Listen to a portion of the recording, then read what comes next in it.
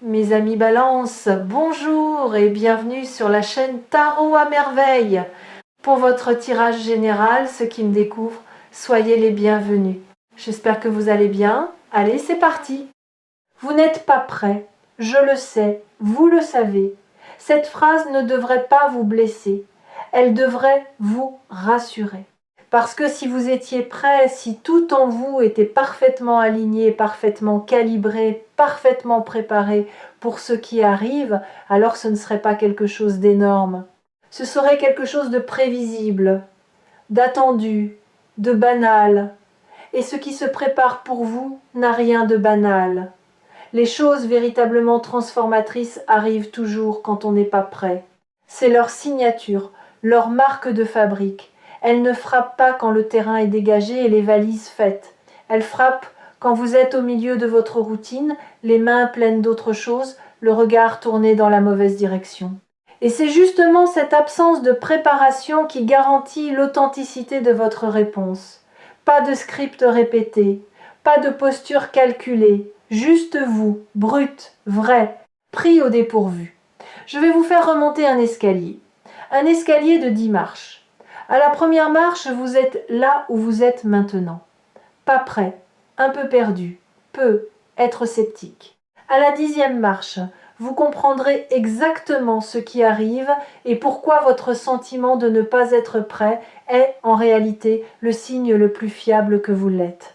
Commençons la montée. Marche 0. Là où vous êtes fatigué d'une fatigue que le sommeil ne guérit pas.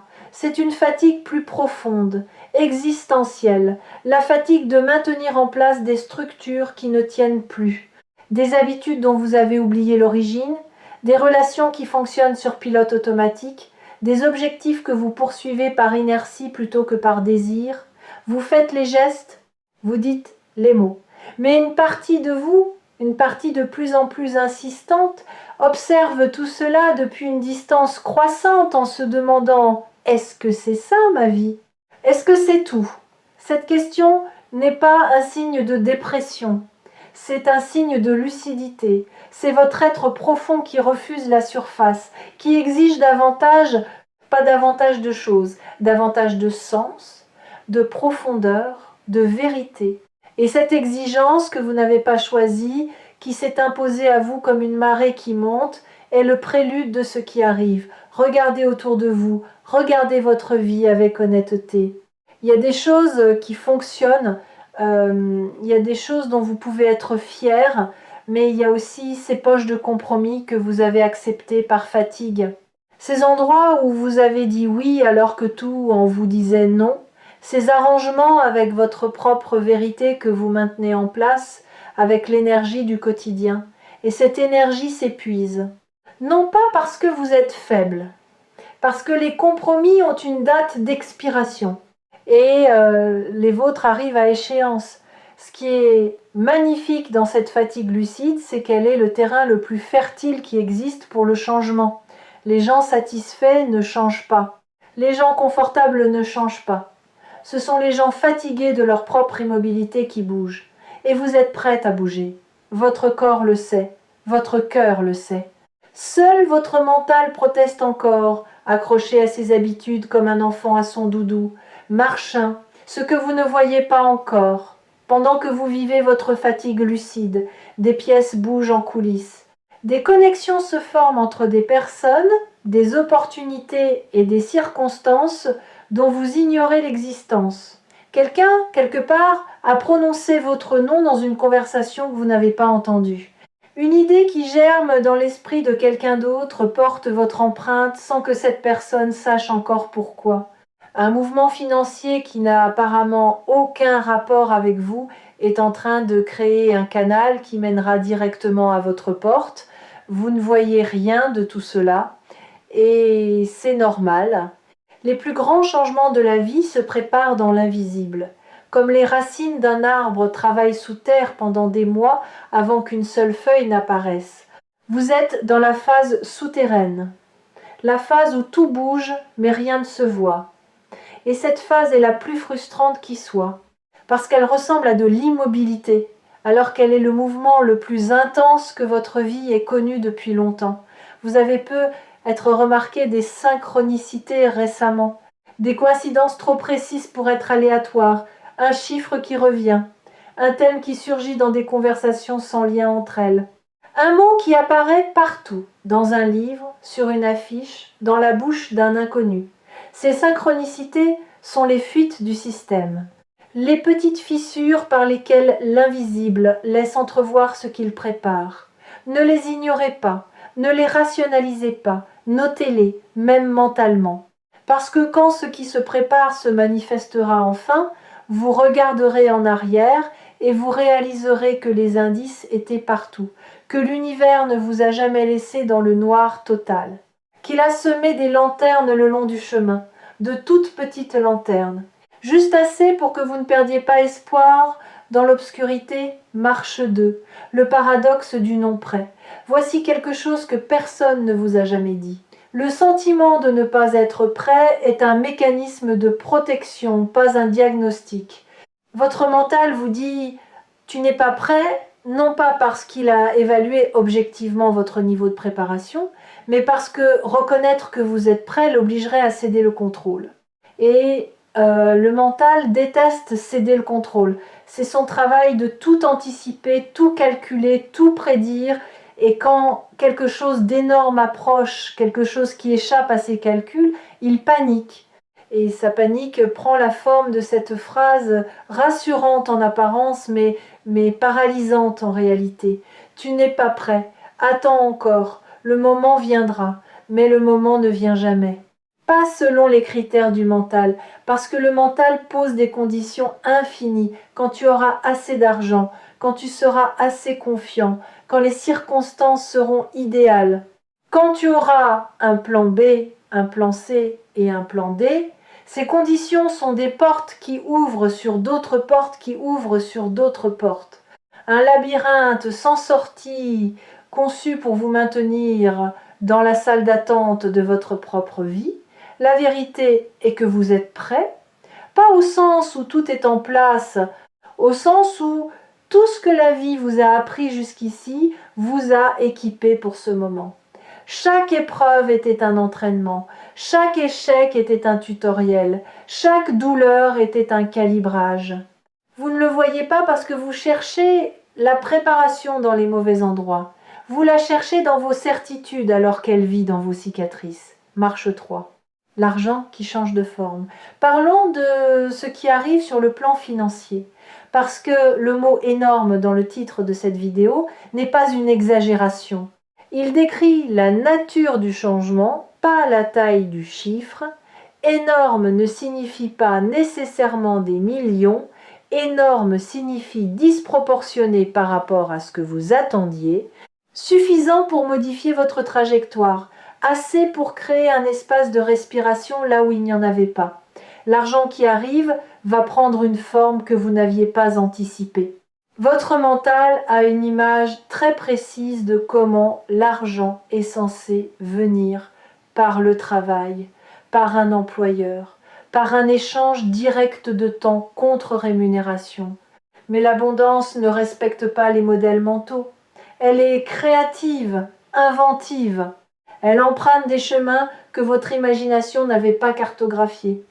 Peut être que cet argent viendra par une résolution inattendue, un vieux dossier qui se débloque, un remboursement oublié qui refait surface, un héritage dont personne ne parlait. Peut être qu'il viendra par une proposition. Quelqu'un qui reconnaît votre valeur dans un domaine que vous aviez sous-estimé et qui met un chiffre sur ce que vous considériez comme sans prix. Peut être qu'il viendra par un déclic intérieur.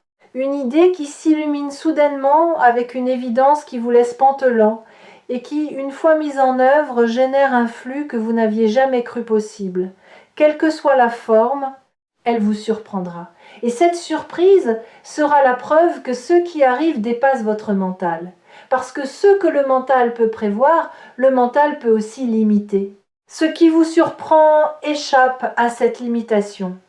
Et l'illimité est exactement ce dont votre vie financière a besoin en ce moment. Voici ce que je perçois avec clarté. L'argent qui arrive ne sera pas seulement une somme, ce sera un déclic, le genre de déclic qui change votre rapport à l'argent de manière permanente. Jusqu'ici, votre rapport à l'argent était un rapport de tension. Vous pensiez à l'argent avec le même état d'esprit qu'on pense à un prédateur, avec vigilance, avec méfiance, avec cette hyperconscience anxieuse de sa présence ou de son absence. Après ce déclic, votre rapport sera différent, plus détendu, plus fluide, non pas parce que vous aurez soudain des millions, mais parce que vous aurez expérimenté de manière concrète et incarnée que l'argent peut venir à vous sans que vous ayez à vous épuiser pour l'obtenir. Que l'effort n'est pas la seule monnaie d'échange, que parfois la réceptivité produit davantage que l'acharnement. Et ce déclic, une fois vécu, ne peut pas être dé. Il s'installe dans votre système comme une mise à jour irréversible, et chaque interaction financière future sera colorée par cette nouvelle compréhension. Vous négocierez différemment, vous demanderez différemment, vous recevrez différemment, non pas parce que vous aurez appris une technique, parce que vous aurez vécu une expérience qui a réécrit vos règles intérieures. Marche 4. L'appel qui couve. Il y a un appel dans l'air. Pas seulement un appel téléphonique, même si c'est la forme qu'il prendra peut être. Un appel au sens large, un contact. Une manifestation de présence de quelqu'un que vous attendez sans l'admettre. Cette personne traverse un processus parallèle au vôtre. Elle aussi se sent pas prête. Elle aussi hésite. Elle aussi porte un mélange d'envie et de peur qui la maintient dans un état d'oscillation permanente. Mais l'oscillation touche à sa fin, le pendule ralentit. Il s'apprête à se fixer d'un côté, et le côté vers lequel il penche, c'est le vôtre. Ce qui pousse cette personne vers vous n'est pas la nostalgie, c'est la reconnaissance. La reconnaissance tardive, mûrie par l'absence, que ce qu'elle avait avec vous n'existe nulle part ailleurs. Pas parce que vous êtes parfait, parce que la chimie entre vous deux, cette alchimie inexplicable qui transforme l'ordinaire en précieux, ne se reproduit pas sur commande, on ne la fabrique pas, on la trouve, et quand on la trouve et qu'on la perd, on passe le reste du temps à la chercher chez les autres sans jamais la retrouver, jusqu'au jour où l'on comprend qu'elle n'existait que là, avec vous. Cette prise de conscience, cette personne l'a eue récemment, pas comme un coup de tonnerre, comme une aube, lente, graduelle, impossible à ignorer une fois qu'elle a commencé. Elle a comparé, elle a essayé autre chose, elle a tenté de reproduire avec d'autres ce qu'elle avait avec vous. Et chaque tentative a confirmé ce qu'elle ne voulait pas admettre. Vous êtes irremplaçable dans son équation. Pas parce que vous êtes parfait, parce que votre imperfection s'emboîte exactement dans la sienne, parce que vos failles se complètent au lieu de se heurter, parce qu'ensemble vos manques cessent d'être des manques et deviennent des espaces où l'autre peut se déployer. Cette reconnaissance tardive est en train de transformer son hésitation en mouvement. Et le mouvement, une fois lancé, ne s'arrête plus. Il accélère, il se renforce à chaque jour qui passe. Chaque matin où cette personne se réveille en pensant à vous, ajoute 1 gramme de poids au plateau de la balance qui penche vers l'action. Et le plateau est presque assez lourd maintenant. Marche 5. Le milieu de l'escalier. Nous sommes à mi-chemin. Arrêtons-nous, respirons et regardons en bas. Voyez le chemin parcouru depuis la marche 0. Vous étiez fatigué, sceptique, pas prêt, et en 5 marches, quelque chose a déjà changé. Pas dans votre vie, dans votre perception. Vous commencez à entrevoir la possibilité que ce qui arrive n'est pas une menace. C'est un cadeau emballé dans du papier que votre mental ne reconnaît pas.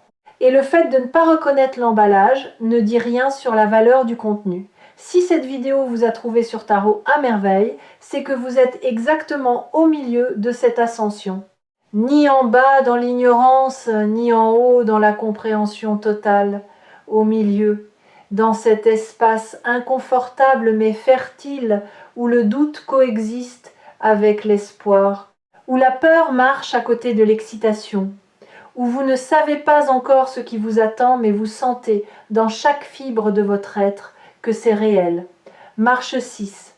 Ce que l'énorme exige de vous, ce qui arrive va exiger quelque chose de vous, pas un sacrifice, pas une épreuve supplémentaire, un lâcher-prise, le lâcher-prise de votre image de vous-même, l'image du survivant, de celui qui se débrouille avec peu, de celui qui n'attend rien pour ne pas être déçu, de celui qui a fait de la modestie une armure et du manque une identité. Cette image vous a servi, elle vous a porté à travers des périodes où porter était tout ce que vous pouviez faire, mais elle est devenue trop petite, comme un vêtement d'enfant sur un corps d'adulte. Vous avez grandi au-delà de cette image et elle vous compresse, elle vous empêche de respirer pleinement, de rêver pleinement, de recevoir pleinement. L'énorme exige que vous acceptiez une nouvelle image de vous-même, pas une image grandiose ou prétentieuse, une image juste, qui reflète non pas ce que vous avez été, mais ce que vous êtes devenu. Quelqu'un de capable, de digne, de suffisamment solide pour porter l'abondance sans qu'elle le détruise. Cette image vous fait peur parce qu'elle implique une responsabilité, la responsabilité de vivre à la hauteur de ce que la vie vous offre. Mais cette responsabilité n'est pas un fardeau, c'est un honneur. Et voici un secret que les gens qui réussissent leur transformation ne partagent presque jamais. Le moment le plus difficile n'est pas la traversée de l'épreuve, c'est le moment juste après, le moment où l'épreuve est terminée et où vous devez apprendre à vivre sans elle, parce que l'épreuve, aussi douloureuse qu'elle soit, finit par devenir familière. Elle devient votre identité, vous êtes celui qui lutte, celui qui survit, celui qui fait face. Et quand la lutte n'est plus nécessaire, quand la survie cède la place à la vie, vous vous retrouvez face à un vide, non pas un vide de manque, un vide d'identité. Qui suis-je si je ne suis plus en train de lutter? La réponse est vous êtes quelqu'un de libre. Et la liberté, au début, est vertigineuse. Elle ressemble au premier pas hors d'une cage dont la porte est restée ouverte pendant des jours avant que vous osiez la franchir. Mais une fois franchi, ce pas est irréversible. Et le monde de l'autre côté est plus vaste que tout ce que la cage vous permettait d'imaginer. Marche 7. Le lien entre l'argent et l'appel, vous vous demandez peut-être pourquoi l'argent et cet appel arrivent en même temps. C'est pas une coïncidence, c'est une cohérence. Les deux sont des manifestations du même mouvement. Le mouvement de votre vie qui passe du mode survie au mode expansion. En mode survie, tout est serré, l'argent est compté, les relations sont contrôlées, les émotions sont rationnées. Chaque ressource est gérée avec la paranoïa de celui qui pense qu'il n'y en aura jamais assez. En mode expansion, tout circule. L'argent vient et va avec fluidité. Les gens entrent et sortent de votre vie avec grâce. Les émotions sont vécues pleinement, sans la censure du mental qui décrète lesquelles sont autorisées. Vous passez du premier mode au second. Et dans cette transition, l'argent et l'appel sont les deux premiers signes visibles du changement, les éclaireurs du nouveau régime, les preuves tangibles que l'expansion a commencé, marche 8. Ce qui se passe quand vous décrochez. Quand l'appel viendra, quand vous décrocherez, que ce soit un téléphone ou une porte ou un regard, quelque chose d'inattendu va se produire. Le scénario que vous aviez préparé, consciemment ou non, va voler en éclats, parce que ce que cette personne aura à vous dire ne correspond à aucun de vos scripts mentaux, ce ne sera pas une excuse, ce ne sera pas une déclaration, ce ne sera pas une explication de son absence, ce sera plus simple et plus profond que tout cela. Ce sera une question, une vraie question, pas rhétorique, sincère. Et cette question vous laissera sans voix, non pas parce qu'elle est complexe, parce qu'elle est exactement la question que vous vous posez à vous-même depuis des semaines sans oser y répondre. Et dans ce moment de miroir, dans cette collision entre la question de l'autre et votre propre questionnement intérieur, quelque chose va fondre. Une couche de glace dont vous ne soupçonniez même plus l'existence parce qu'elle faisait partie de votre paysage intérieur depuis si longtemps, et sous cette glace il y a de l'eau vive, chaude, en mouvement. Cette eau vive, ce sont les émotions que vous avez retenues, les mots que vous n'avez pas prononcés, les tendresses que vous n'avez pas exprimées, les aveux que vous n'avez pas faits, pas à l'autre, à vous-même. Parce que les plus grands aveux ne sont pas ceux qu'on fait aux autres, ce sont ceux qu'on se fait à soi-même. L'aveu que vous vous souciez encore, l'aveu que l'indifférence que vous affichez est un costume, pas une peau. L'aveu que sous le blindage du « j'ai tourné la page », le livre est encore ouvert au même chapitre. Et quand cette glace fondra, quand ces aveux intérieurs remonteront à la surface, vous découvrirez que la vulnérabilité n'est pas la fin de la force, elle est son expression la plus pure. Parce que n'importe qui peut se blinder, mais il faut un courage immense pour rester tendre dans un monde qui récompense la dureté, marche 9, l'avant-dernière. Ici, la vue est presque complète.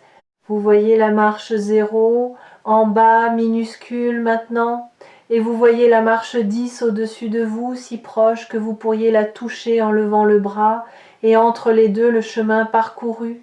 La fatigue transformée en lucidité, le scepticisme transformé en ouverture, le sentiment de ne pas être prêt transformé en compréhension que la non-préparation est la forme la plus honnête de la disponibilité, les fidèles de Tarot à merveille reconnaîtront ce moment où le puzzle s'assemble non pas parce qu'une pièce manquante a été trouvée, mais parce que le regard a changé. Les pièces étaient toutes là depuis le début, c'est la perspective qui manquait, et cette perspective vous l'avez maintenant. Pas complètement, pas parfaitement, mais suffisamment pour faire le dernier pas. Marche 10, le sommet, vous y êtes. Et voici ce que vous voyez d'ici. Vous voyez que l'énorme qui arrive n'est pas un événement unique, c'est un basculement. Le basculement d'une vie vécue dans la contraction vers une vie vécue dans l'ouverture. L'argent qui vient est le premier signe matériel de cette ouverture. L'appel qui vient est le premier signe relationnel.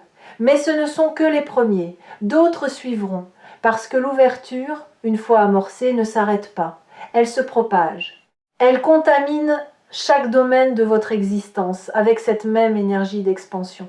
Et vous voyez aussi depuis cette 10e marche que vous n'avez jamais été pas prêt. Que tout ce que vous avez vécu, chaque nuit blanche, chaque doute, chaque moment de solitude, chaque centime compté dans l'angoisse, chaque relation traversée dans la douleur, tout cela n'était pas du temps perdu, c'était des marches que vous gravissiez sans le savoir. Et maintenant que vous êtes en haut, maintenant que la vue est dégagée, vous comprenez que le chemin n'était pas le problème, le chemin était la solution. Chaque pas vous rapprochait de ce sommet, et ce sommet, c'est maintenant. Quelque chose d'énorme arrive, et vous êtes prêt, pas malgré votre sentiment de ne pas l'être, grâce à lui. Parce que ceux qui se sentent prêts sont souvent ceux qui ont cessé de grandir. Et ceux qui se sentent pas prêts sont ceux dont la croissance est encore en cours. La croissance est votre super pouvoir. Elle est la preuve vivante que vous n'avez pas fini d'évoluer, que le meilleur n'est pas derrière vous, qu'il est exactement là où vous vous tenez en ce moment, au sommet d'un escalier que vous ne saviez même pas que vous gravissiez. Et depuis ce sommet, vous voyez une chose que vous ne pouviez pas voir d'en bas. Vous voyez que chaque personne qui vous a blessé vous a rendu plus sage, que chaque centime perdu vous a enseigné la valeur, que chaque porte fermée vous a redirigé vers une porte meilleure, que la vie ne vous a jamais abandonné, qu'elle vous a guidé avec une patience infinie, à travers un labyrinthe dont la sortie était toujours garantie. Vous n'étiez pas perdu, vous étiez en route. Et la route, aussi sinueuse qu'elle ait pu paraître, vous a mené exactement ici, exactement maintenant. Exactement à ce moment où l'énorme frappe à la porte. N'oubliez jamais ce moment. Et quand le vertige reviendra, quand la voix du mental murmurera de nouveau que vous n'êtes pas prêt, revenez sur Tarot à merveille, revenez à cet escalier, revenez à ces 10 marches, Et rappelez-vous ce que vous avez vu depuis le sommet, vous êtes prêt, vous l'avez toujours été, et ce qui arrive va enfin vous le prouver. Pas dans un murmure, dans un éclat, l'éclat silencieux de quelqu'un qui comprend enfin que sa vie n'était pas en pause, qu'elle ne l'a jamais été, que chaque seconde de ce qu'il prenait pour de l'attente était en réalité de la construction, et que le bâtiment est terminé, la porte est ouverte. Et de l'autre côté, il y a tout ce que vous n'osiez plus espérer. Entrez, c'est pour vous, ça l'a toujours été. Et le seul billet d'entrée qui ait jamais été requis, c'est le courage d'y croire. Ce courage, vous l'avez. Maintenant, utilisez-le.